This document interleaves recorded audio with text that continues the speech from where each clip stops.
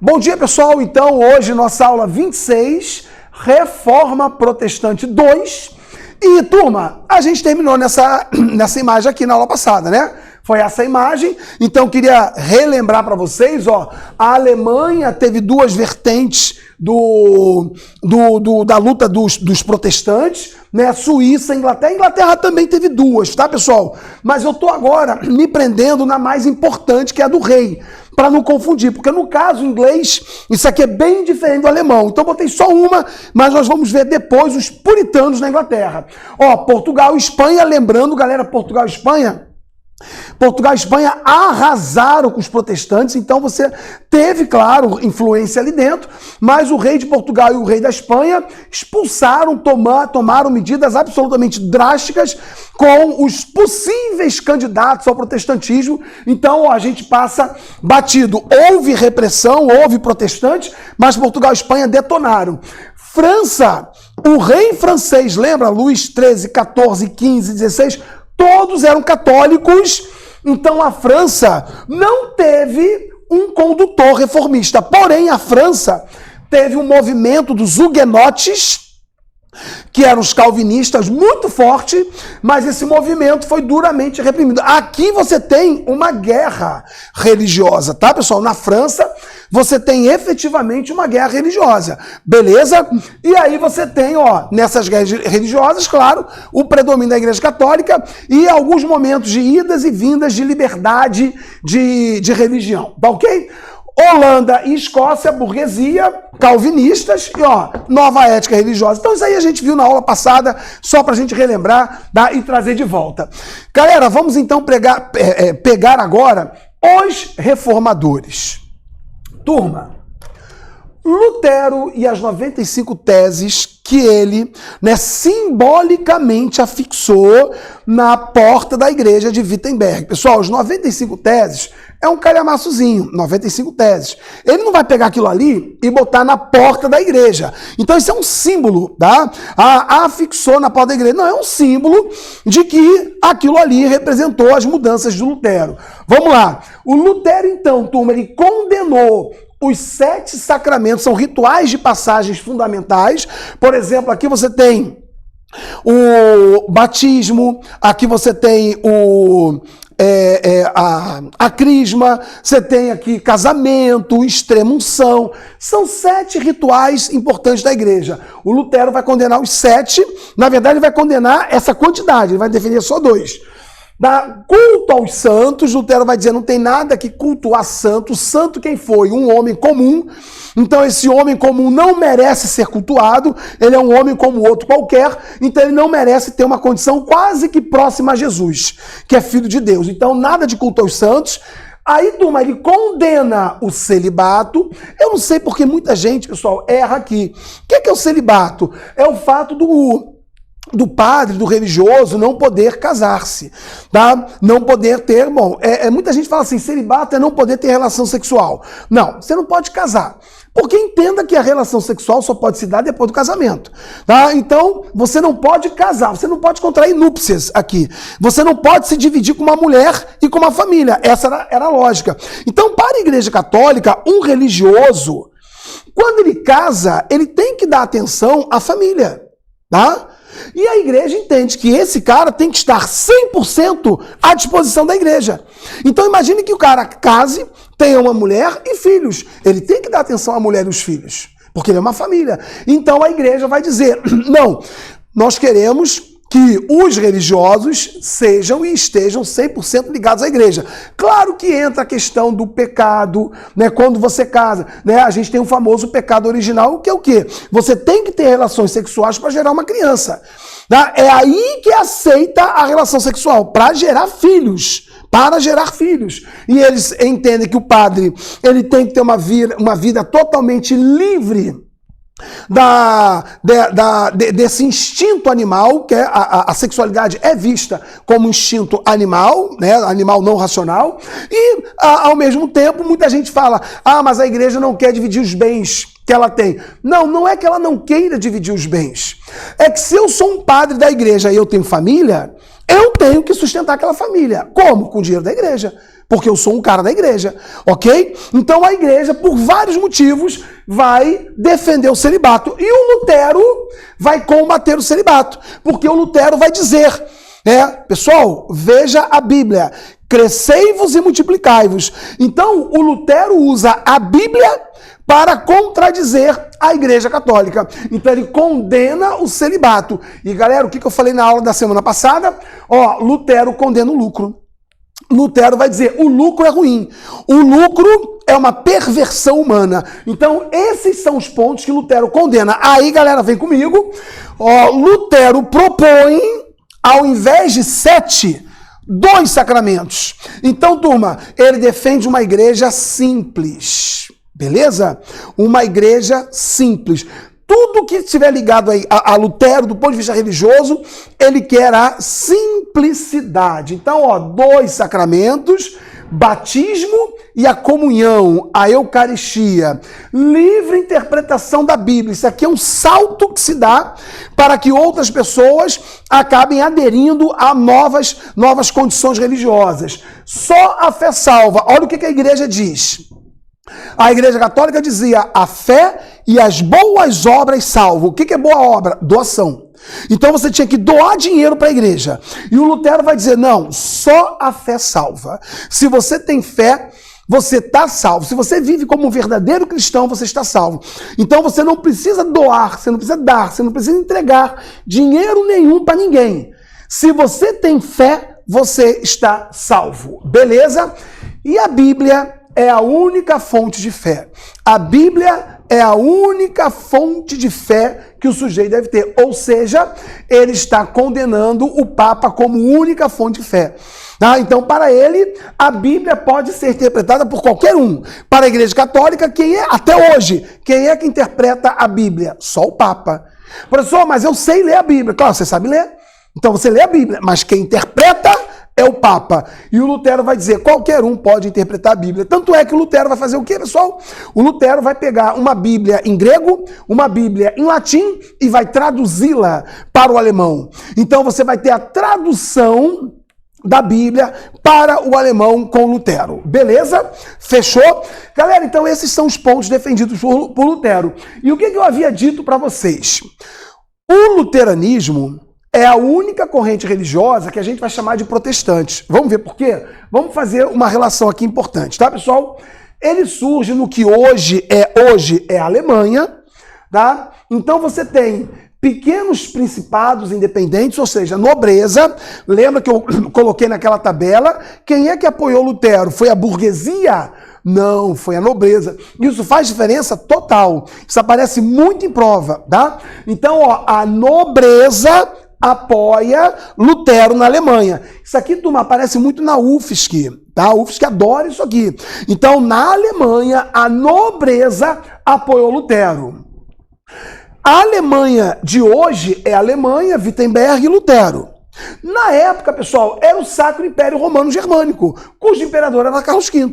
Então, o imperador, olha o nome do território, Sacro Império Romano Germânico. Já falei isso com vocês, mas vou relembrar. Lembra que o Hitler criou na Alemanha o Terceiro Reich? Se tem um terceiro, tem que ter um segundo. E lembra que o Segundo Reich é a unificação alemã? Unificação alemã. E qual é o primeiro Reich? É esse aqui, Sacro Império Romano Germânico. Então, dentro do Sacro Império Romano Germânico, Lutero, apoiado por alguns nobres, ele acaba promovendo a reforma, indo de encontro ao Papa Leão X. E o Papa Leão X, pessoal, é o Papa do Renascimento. É o Papa do Da Vinci, do Rafael, do Michelangelo. Então esse Papa aqui, lembra, galera? Ele vai cobrar indulgências, vai cobrar, e com o dinheiro das indulgências ele vai reformar Roma. E com o dinheiro das indulgências, o Papa Leão X vai pedir para o Da Vinci, para o Rafael e para o Michelangelo grandes obras, inclusive o teto da Capela Sistina, beleza? Então o Papa Leão X é o Papa do Renascimento. E o Papa Leão X, que foi duramente criticado pelo Lutero baixou o sarrafo nele. O Papa Leão X, então, ele vai com a dieta de Worms excomungaram Lutero. Pessoal, já viu como às vezes as palavras passam muito facilmente entre os nossos dedos? O que é excomungar? Excomungar vem da palavra comungar. Comungar é caminhar. Então, o que é comungar? É quando você faz a sua primeira comunhão, primeira comunhão, né? Você nasceu pagão.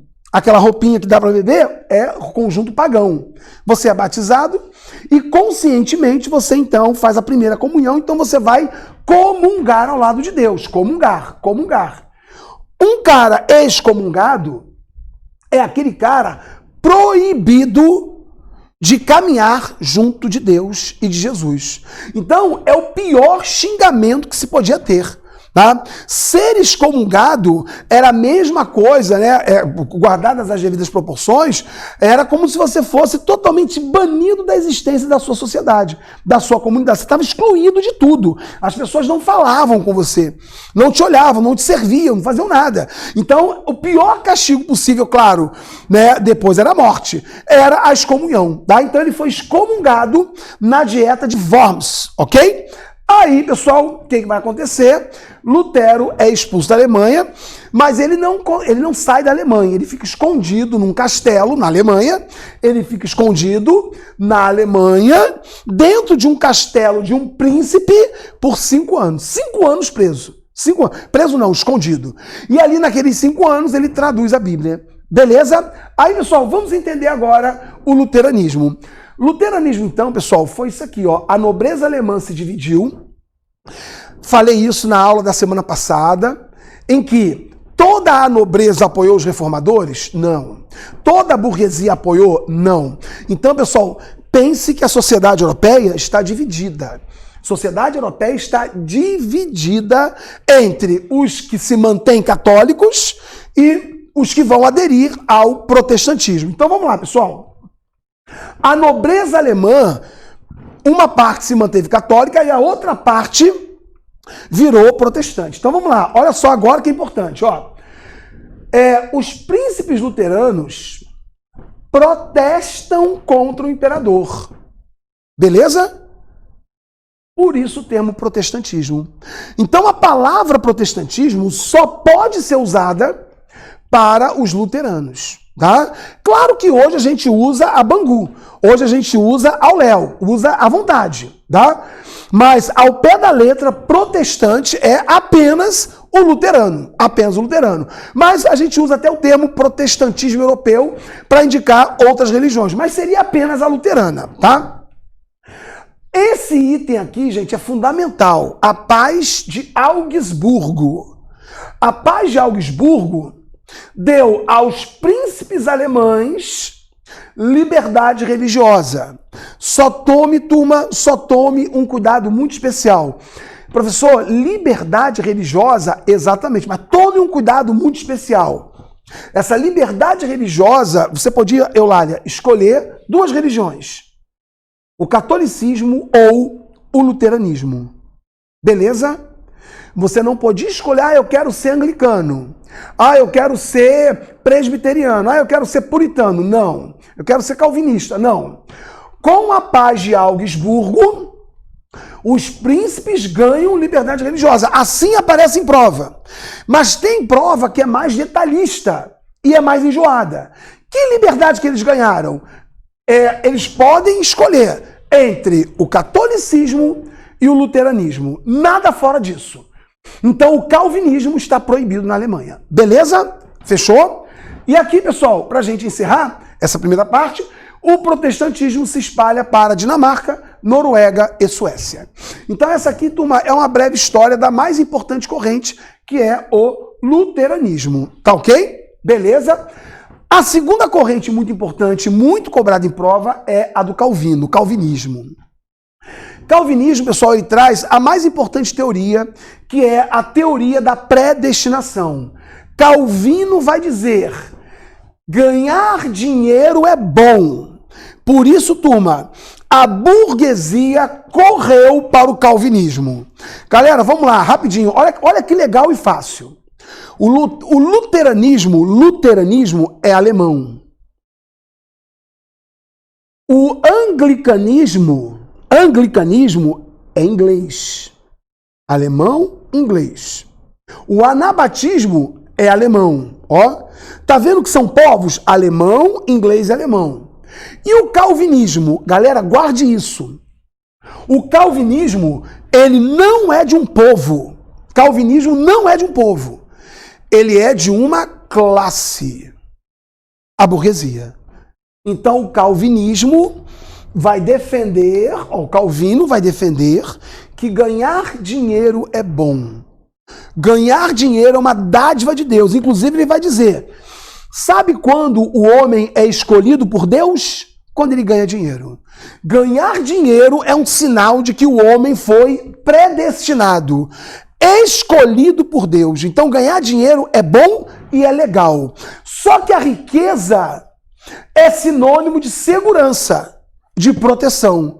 A riqueza não é para ostentar. A riqueza não é para exibir luxo. Riqueza não é para você ficar usando cordão de ouro, pulseira de ouro. Carro não existia, né? Mas qualquer coisa semelhante. Então, a riqueza é para você guardar e usá-la quando precisar. Então, a riqueza vai te dar conforto, segurança, proteção. Não é para ficar esbanjando dinheiro. Então o calvinista, ele defende o dinheiro, tá? Mas ele defende que o dinheiro seja utilizado para fins familiares de sobrevivência. Gente, eu lembro de uma prova que teve, tá? Na FUVEST, onde se dizia assim: Calvino defendeu na sua tese principal a predestinação, onde se dizia ganhar dinheiro é justo, é importante e é desejável. Porém, o dinheiro não é para ser esbanjado. É para ser guardado e usado apenas naquilo que é necessário. Esse item era o item C e estava corretíssimo. A maioria não marcou. Por que não marcou? Porque acha que dinheiro é para gastar. Então ele defende dinheiro para guardar, não é para ficar gastando. Beleza? Pessoal, seguindo aqui, o homem deve levar uma vida simples, sem festas e gastos desmedidos. O homem não deve ostentar a sua riqueza. Tá aí, então, o João Calvino. Beleza? E aí, moçada, a gente tem a Contra-Reforma. E na Contra-Reforma, ou seja, a reação da igreja, na Contra-Reforma a gente tem o Concílio de Trento. O que é o Concílio de Trento? Uma reunião de bispos na cidade de Trento. 1545, Pessoal, olha quanto tempo durou essa reunião. 18 anos. A gente costuma dizer que as coisas na igreja são bem lentas, né? Olha a reunião. 18 anos de reunião. A gente faz reunião de 2 horas, já acha um saco. 18 anos durou o Concílio de Trento. E o Concílio de Trento traz o quê? Vamos lá. Gente, é para praticamente finalizar a nossa aula, tem mais 2 coisinhas no final, mas é quase uma revisãozinha. Olha só. Reforço do Tribunal da Santa Inquisição. Sabe como é que já apareceu em prova várias vezes? Várias vezes. E tá errado? Aqui, ó. Criação do Tribunal da Santa Inquisição. Tribunal da Santa Inquisição foi criado lá no século XII. Século XII, Idade Média. Então eu estou reforçando, não estou criando. E aparece em prova, criação. Está erradíssimo. Tá? Criação da Companhia de Jesus, jesuítas. Lembra o nosso Papa atual, o Papa Francisco? Ele é um Papa da Companhia de Jesus. Catarinense, Colégio Catarinense, Companhia de Jesus, jesuíta. Beleza? E aqui, pessoal, elaboração do Index. O que é Index? É o índice de livros proibidos. Tá? Então, Index é um índice de livros que o cristão não poderia ter em casa. Tá? Se o sujeito fosse pego com o livro do Galileu Galilei, ele provavelmente iria para a fogueira junto com o livro. Tá? Aí, pessoal, um detalhe importante que a gente já viu lá atrás. Lembra que a Igreja Católica não queima livros na Idade Média, porque os livros eram copiados, monge copista, manuscrito, copiava. Quando vem a imprensa, aí você começa a imprimir livros, aí muita gente passa a ter, a igreja vai lá e queima. Então a igreja só queima pessoas e livros depois, durante a Idade Moderna. Tá ok? Beleza, galera? E aí, turma, pra gente finalizar, olha só, isso aqui é uma imagem do Concílio de Trento, ó, uma pintura do Concílio de Trento. E aqui, turma, dois elementos que eu queria finalizar com vocês, da Igreja Católica. A Igreja Católica reafirmou os dogmas, celibato manteve, culto aos santos manteve, 7 sacramentos manteve. Galera, a Igreja reafirmou os dogmas. E a Igreja reformou a administração. Então a Igreja acabou com a venda de indulgências, criou seminários para preparar os padres, acabou com a simonia. Lembra que a simonia é a venda de relíquias sagradas. Lembra a relíquia sagrada, pessoal? Essa roupa Jesus usou quando foi crucificado. Isso é uma simonia, é uma relíquia. A igreja vende. A igreja expunha um crânio e dizia: esse crânio é de São João Batista. Coisa nenhuma. Era um crânio qualquer que ela botou ali. Você, quando olhava o crânio, pagava para ela. Tá? Então, simonia é fazer dinheiro com relíquias. A igreja proíbe. E o fim da venda de cargos eclesiásticos. Então, os cargos eclesiásticos eram vendidos para quem tivesse dinheiro. Então, por exemplo, eu sou um burguês rico e eu quero que o meu filho seja bispo de Paris. Eu chego para o Papa e digo: Papa, eu queria comprar o cargo de bispo de Paris para o meu filho. Você vende? E o Papa vendia. Então eles proibiram a venda de cargos religiosos. Tá ok, pessoal? Beleza. Galera, reforma protestante é um tema muito importante. Ele aparece muitíssimo em prova, tá, pessoal? E você tem que tomar o máximo de cuidado possível, com aquilo que está sendo trabalhado, tá? Ó, pessoal, então a gente fica por aqui. Tome muito cuidado com aquilo que é exposto, cuidado com alguns termos. Vou pegar aqui, ó, um exemplo bem simples. Ó, pode ser aqui ou lá, ó. Um exemplo muito simples para vocês, ó. Olha só essa palavrinha.